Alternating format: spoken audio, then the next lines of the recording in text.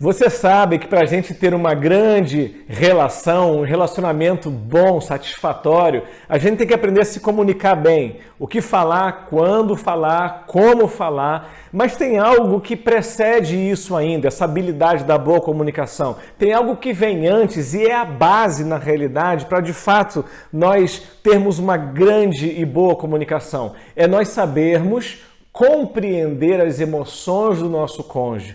Como então você compreende as emoções do seu cônjuge e, aliás, as suas próprias emoções vai determinar de fato se vocês vão conseguir ter uma experiência profunda de conexão e de intimidade, que é, na realidade, o grande motivo pelo qual a gente se casou com alguém. A gente deseja ter conexão profunda. Vem comigo, vamos conversar um pouco sobre isso.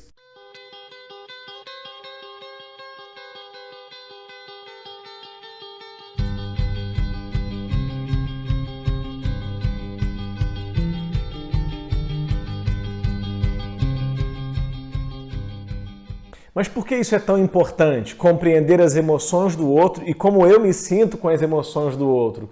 Porque, em grande parte, meu cônjuge vai se sentir amado por mim ou não, na mesma medida em que ele perceber que eu compreendo, aceito e acolho as suas emoções. Portanto, você pode até amar muito o seu cônjuge, mas se você não demonstra uma compreensão genuína e verdadeira das emoções do outro, quando o outro expressa as suas emoções, por mais que eu ame, o outro não vai se sentir amado se não se sentir compreendido. Se sentir amado é sinônimo de se sentir compreendido.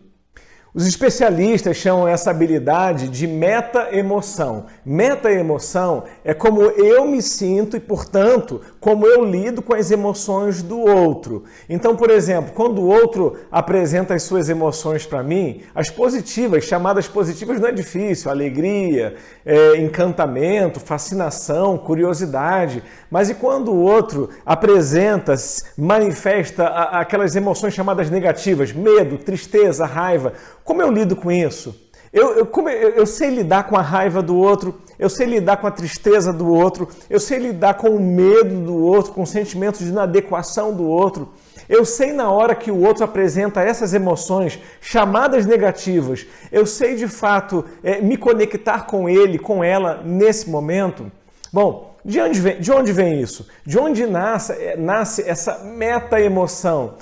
Isso vem da nossa relação com os nossos pais. Em grande parte, nós lidamos com as emoções negativas na mesma medida em que os nossos pais lidavam com as suas próprias emoções negativas, as quais nós presenciamos, como eles gerenciavam as próprias emoções, mas também como eles se manifestaram, como eles se posicionaram quando nós apresentamos as nossas emoções chamadas negativas. Então, por exemplo, como meu pai lidava comigo quando eu tinha raiva, quando eu tinha medo, quando eu sentia nojo, quando eu, de alguma maneira, demonstrava uma emoção negativa.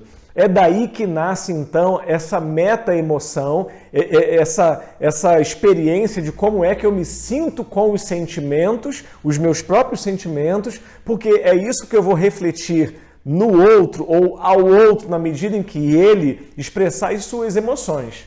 E geralmente há duas atitudes que os pais sempre têm diante das emoções das crianças, e é daí que nasce a nossa meta-emoção, como nós vemos, sentimos e compreendemos as próprias emoções. Primeiro tipo de pai e mãe, e aí está a maioria dos pais, infelizmente, são os pais que cerceiam as emoções das crianças. É aquele pai que sempre acha que a raiva do filho significa agressividade, que o medo do filho significa covardia, e que a tristeza do filho é uma forma de vitimização. Esses pais cerceadores das emoções das crianças, por exemplo, eles agem assim. Quando um filho tem um bullying na escola, o pai não se conecta com a emoção da criança, com o medo, com o sentimento de vergonha, de inadequação. Ele quer logo jogar a criança para cima, fazer a criança se sentir animada, ou então ele com medo de que seja uma forma de vitimização, ele passa por cima das emoções da criança e ele vai logo para a orientação, para a comunicação correta. Então, a criança sofre bullying na escola e o pai e a mãe já vêm dizendo, olha, levanta a cabeça, tem que ser forte, é assim mesmo. Na minha época também eu tinha bullying, mas eu agia assim, eu agia assado, e com isso a criança ela vai se sentindo desconectada das suas próprias emoções, como se entrar em contato com as próprias emoções não fosse adequada, não é? E isso vai gerando uma criança que futuramente não vai ser um adulto, às vezes dentro do casamento, que não vai conseguir compreender as emoções da esposa, as emoções do marido. Então a nossa meta-emoção, ela nasce, ela tem a sua gênese no momento em que os pais começam a ter a atitude de cercear, com uma boa intenção, porque no fundo o que os pais querem é que a criança foque na solução, que a criança não fique presa nas emoções. Mas veja só, se a criança focar meramente no comportamento correto, na atitude correta, sem compreender as próprias emoções, pode ser que ela se torne uma criança que até seja muito forte, muito autossuficiente, mas vai ser alguém que vai ter dificuldade de se conectar com o outro ser humano, que é a grande habilidade da vida que precisamos para sermos felizes, que é a empatia. O segundo tipo de pais são os pais que se conectam com as emoções dos seus filhos. Ao invés de quererem logo dar uma orientação, quando eles veem o seu filho tendo algum tipo de problema, um momento de tristeza, de raiva ou de medo, eles param tudo, eles procuram se conectar com a emoção da criança, eles compreendem, eles deixam a criança falar, eles não começam logo orientando. A primeira atitude deles é acolher, é ouvir, é compreender, é devolver essa escuta para a criança, e com isso essas crianças vão se tornando, vão crescendo seres humanos que compreendem, aceitam, sabem processar as próprias emoções e, por conseguinte, futuramente eles vão conseguir fazer isso com seus amigos, com os seus parceiros. Isso aí é a base do sucesso e do êxito na vida. É a inteligência emocional, a capacidade de se compreender e também de compreender o outro. O grande especialista Raim Ginott disse que palavras de compreensão devem vir antes, devem preceder as palavras de orientação.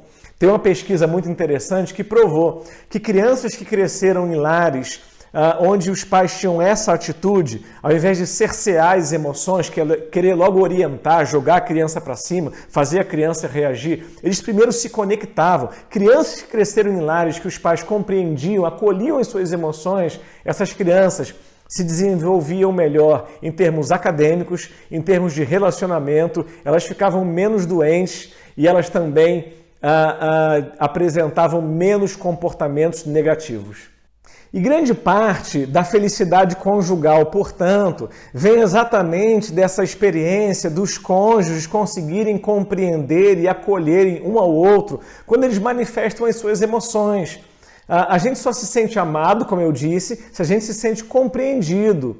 E se quando eu expresso as minhas emoções chamadas negativas, raiva, medo, tristeza, o outro me cerceia, o outro quer logo me orientar, o outro quer logo dar um sermão, o cônjuge que expressou as suas emoções, ele vai se sentir não amado, não acolhido. Gente, só pode haver amor onde existe vulnerabilidade. Mas quantas vezes nós não sabemos lidar bem com a emoção do outro? Às vezes o cônjuge chega em casa falando do dia difícil que teve, a gente não lida bem com o outro se lamentando, com o outro mostrando o seu cansaço, a sua tristeza, e a gente já quer logo cercear, e a gente já fala, você só reclama, para de reclamar, agradece, gratidão, gratidão, gratidão. Gente, está uma ênfase hoje tão grande em gratidão, mas deixa eu te dizer, a gratidão tem que ser expressada na mesma medida que também o lamento. Seres humanos têm o sentimento da gratidão, mas também têm um sentimento do lamento, da tristeza, do medo. E às vezes a gente lida mal com isso. Parece que hoje na sociedade existe uma imposição da felicidade, uma imposição da gratidão. Tem que estar todo mundo super bem. E a verdade é que isso vai gerando um comportamento inautêntico. As pessoas não estão sendo verdadeiras, até porque tem medo de ser. As pessoas não estão sabendo se conectar. Está todo mundo querendo o tempo todo só emoção positiva, só emoção positiva. Gente, isso não é verdadeiro, isso também não é saudável.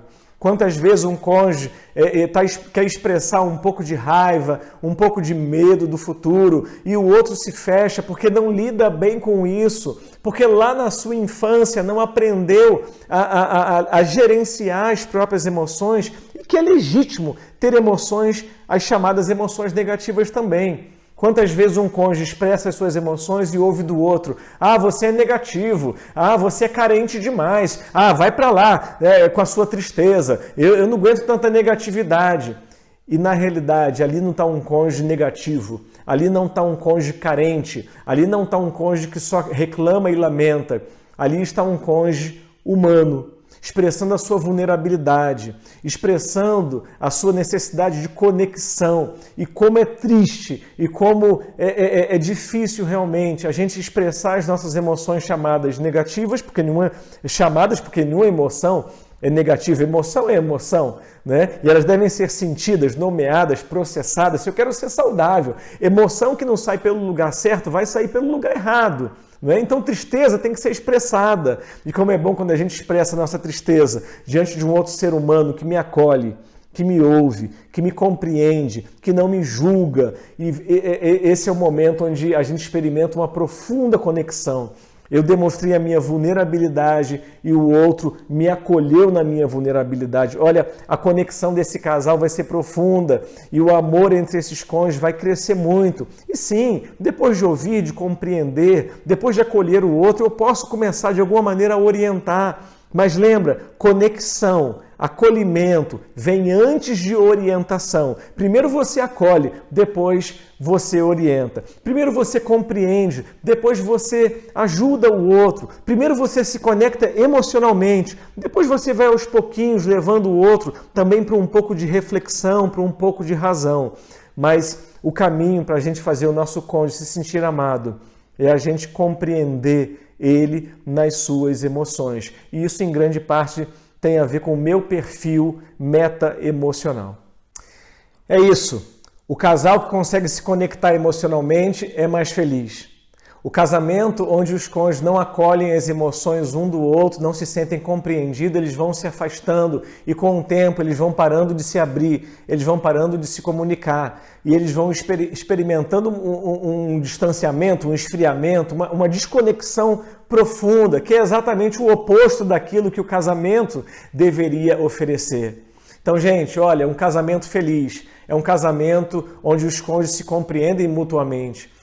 Para isso é necessário que a gente compreenda como a gente lida com as emoções, as próprias e a do outro. Realmente, quando o outro expressa as suas emoções, eu tenho sido acolhedor, como eu lido com raiva, com medo, com tristeza, compreender isso, primeiramente em mim mesmo, como eu lido com as emoções, como eu gerencio esse assunto, essa questão da meta-emoção. É necessário que eu primeiro me compreenda, que eu tenho autoconsciência, para que então depois eu possa compreender o outro, e aí então acontece o encontro, acontece essa conexão que é a grande busca do coração, da mente e da alma humana também.